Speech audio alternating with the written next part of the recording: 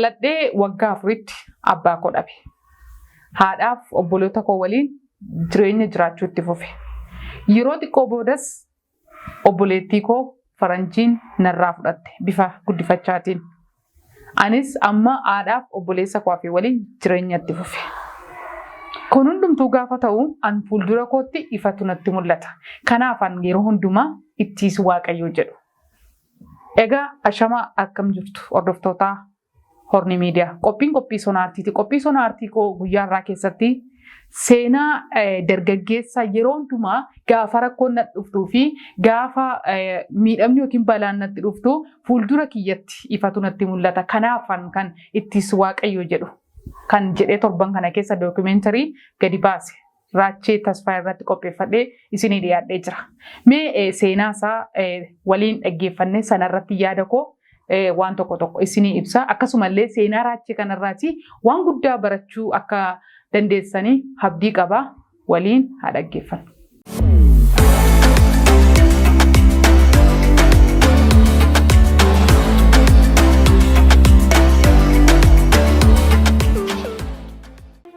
Waggaa 6 dabarsite.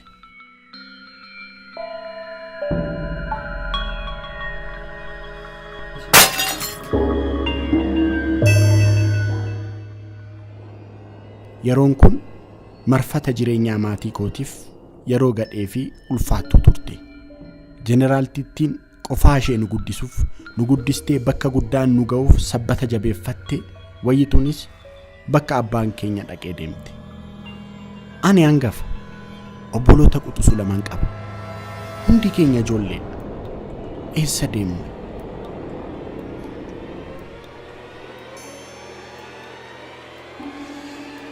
Akka kaleessaa harka maatii eeguun hin jiru. Yoo eegnes wanti dhufu hin jiru. Kanaaf dirqama jireenyi natti kenne umurii daa'imummaatti itti gaafatamummaa gidduutti dhufe.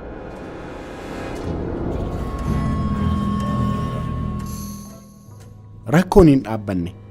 Uleen gidiraa abbaa fi haadha malee naambise ammas obboleettii koo jiraatti narraa fudhateera. Hawwiin sirna guddifachaatiin biyyaan baattee ergamte. Dhaabbatni nurraa ishee fuudhe SOS jedhama. Yeroo dheeraatiif garama akka isheen geeffamte iyyaafannus argachuu hin dandeenye. Eessa jirti? Faransaay naan jedhaniiru.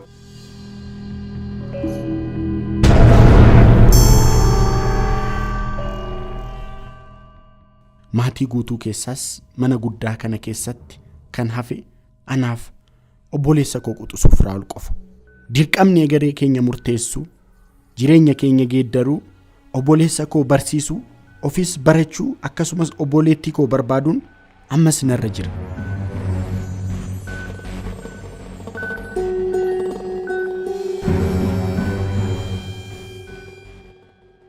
Kun immoo mana fiilmii ani itti agarsiisee birri shakkalachaatti ture.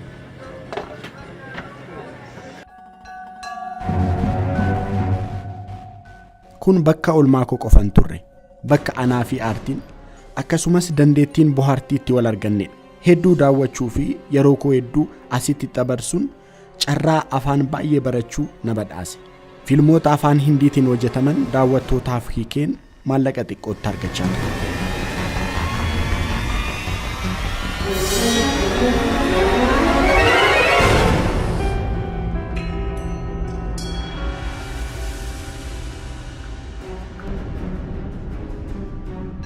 Asittan daldala saamunaa jalqabe.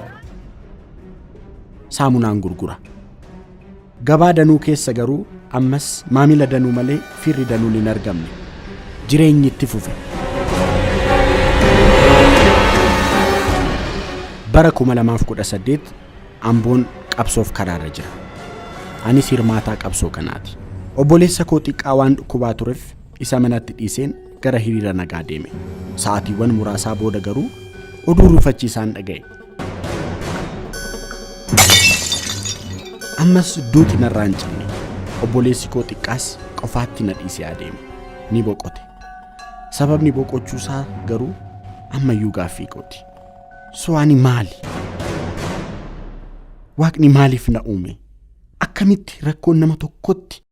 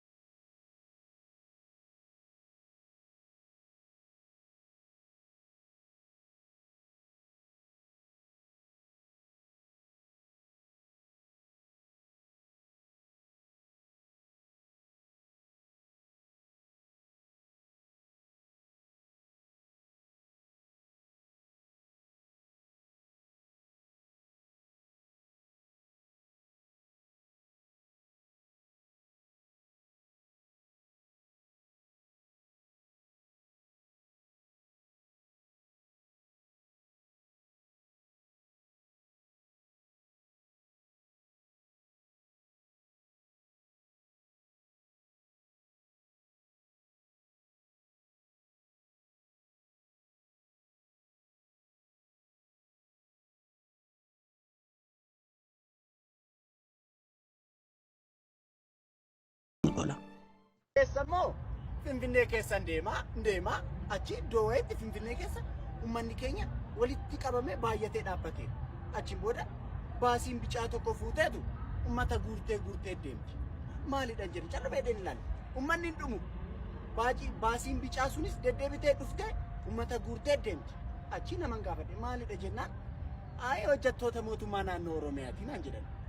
Taadaa eessa deemu jennaan Burraayyuu fi Bishooftuu fi Sulultaa mana isaaniitti deemaa jiru. Inde hojjettoota mootummaa naannoo Oromiyaa eessatti hojjetu? Finfinnee keessatti. Eessatti dhagalu? Burraayyuu fi Bishooftuu fi Sulultaa naan jedhu. Achiin booda immoo galgala mootummaa naannoo Oromiyaa Finfinneen kan Oromooti jedheetu magala caabaase. Mangistii maalidha? Inde at least hojjettoota kee Finfinnee keessa manoota hin kennin Finfinneen kan Oromoo akkamitti taata? Inde Oromoon hojjettoonni kee mootummaa naannoo Oromiyaa hojii isaanii Finfinneetti hojjetanii Bishooftuutti dhagalu. Maalidha? Ara manatti kenni hojjettoota keeti ማግስት ግርግር ይደስ የዛሬው ቀልድ አይደለም ይደመጥ እዚህ ቲክቶክ ላይ ብዙ ልጆች አየው ከዛሬ ነገ ትተዋላችሁ ስል ጭራሽ አባሰባችሁ ከኦሮሞ ብሔር ወይም ኦሮሞን የሚወክል አንድ ካራክተር ትመርጣላችሁ ለዛ ካራክተር በዳሳ ወይንም ቶለሳ የሚል ስም ትሰጣላችሁ በቪዲዮዎቻችሁ ያ ካራክተር ሲያስር ሲገድል ወንጀል ሲሰራ ወይም ደግሞ የሰው ቤት ሲያፈርስ ታሳያላችሁ ከዛ በኋላ ኦሮሞ እንደዚህ እንደሚያደርግ አድርጋችሁ ለመሳል ትሰራላችሁ በቪዲዮዎቻችሁ እኔ ከቪዲዮዎቻችሁ ከምሰሩ ሰዎች ይልቅ የሚገርመኝ ኮሜንታተሮቹ ናቸው ተው እንደማለት አዎ ትክክል ነው የሚል ኮሜንት ትሰጣላችሁ ይሄ ትክክል አይደለም አገዛዙን መጥላት መብት ነው መተቸት መስደብ መብት ነው ነገር ግን አገዛዙን አስታኮ ከ60 ሚሊዮን የማያንስ ትልቅ ህዝብ ላይ ጥላቻን መንዛት ዋጋ ያስከፍላል በህግም ያስጠይቃል አቁሙ ትንሽ ላይክና ለትንሽ እይታ ብላችሁ ትልቅ ህዝብ ላይ የጥላቻ ቅርሻት መልቀቅ ዋጋ ያስከፍላል ህዝብ አይሰደብም አቁሙ ይህን ህዝብ አትስደቡ አቁሙ ዋጋስ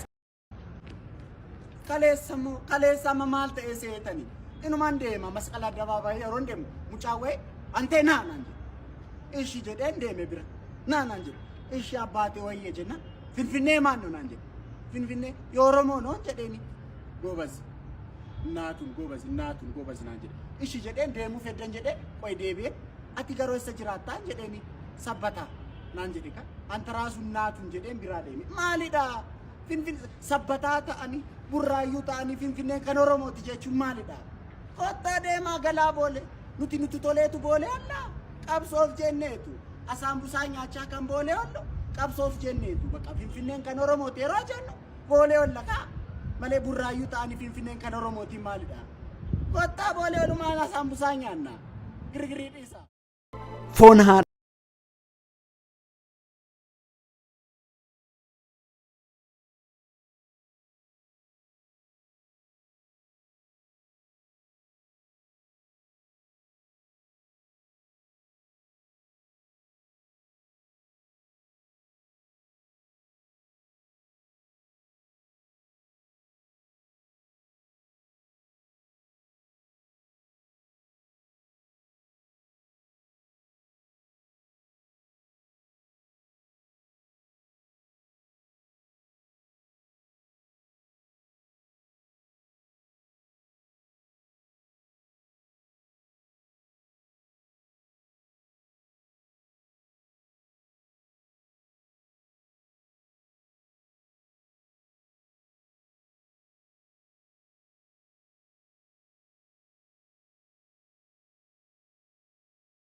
dhufeera jechuudha.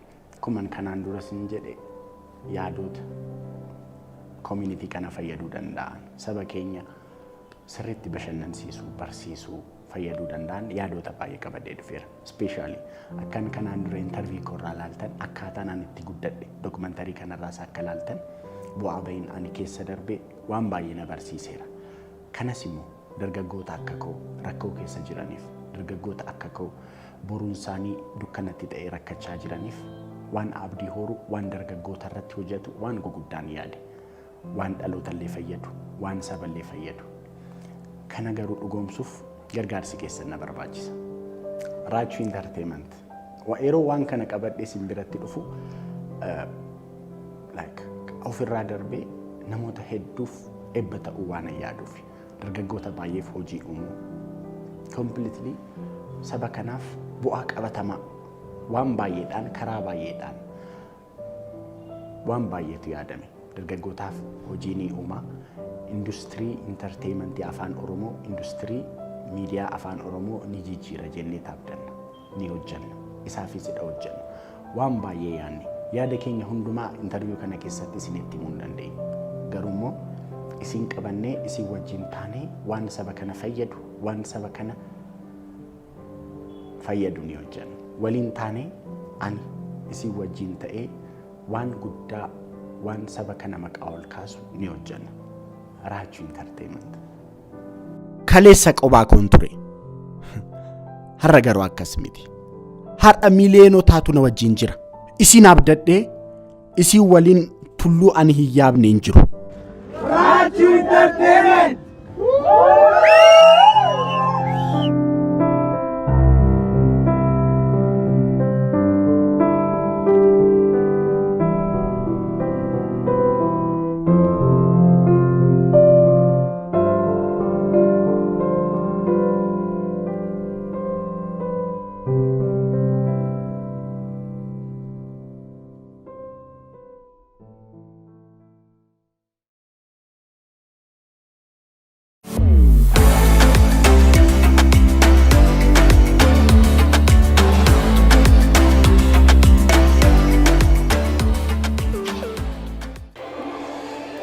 Akka kaleessaa harka maatii eeguun hin jiru.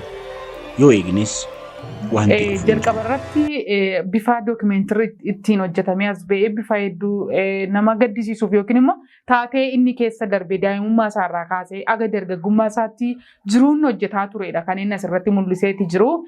Abbaa isaa waggaa 4 akka dhabee obboleettii isaa bifa guddifachaatiin faranjiin akka isheen fudhattee haadha isaallee yeroo booda akka du'aan dhabee obboleessa isaallee yeroo booda akka du'aan dhabee dhumarratti kophaa isaa mana keessatti akka hafeedha. Asirratti dookimeentirii gaariidhaaf akkasumallee barnoota guddaa dargaggoota barsiisuu danda'anidha kan akkasitti hojjetee gama yuutuubii mataa isaa irrattidha kan inni yeroo ammaa kana poosti godhee jiru. Egaa dargaggeessi kuni Raachee Tasfaayee jechuun gama tiiktookiidhaan yeroo dhiyeenyaasitti beekamtii guddaadha kan inni horatee jiru. Akkasumallee gama miidiyaa mataa isaatii yookiin immoo Raachuu Entertainment jedhu yeroo dhiyeenyaasitti qophee hundeesse irratti illee hordoftoota 24,000 ol akkasii kan hordofaati yeroo ammaa kanatti kan isaan jiranii.